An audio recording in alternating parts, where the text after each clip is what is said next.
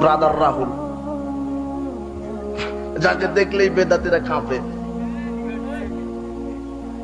Osama নাকি তারাবির debate হলো, ও 2 বোতল পানি শেষ করে ফেলেছে। হ্যাঁ, 2 বোতল পানি যাকে খাওয়ালো ও লোক দেওবন্দ।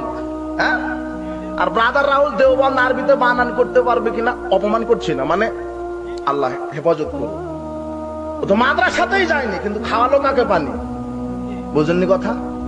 তো তোমার মতো মাদানিকে দিয়ে খেদমত নিবে না এরকম তাকওয়াশীল আলেমদারকে দিয়ে আল্লাহ খেদমত নেবে?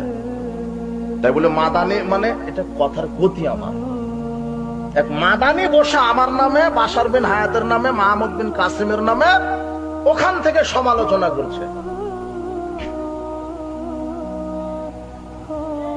তাই বলে সব আলহামদুলিল্লাহ মাদানিদের বিরোধিতা করছি না। মাদানি যারা আলেম এরা হচ্ছে জ্ঞানের উচ্চ শিখর।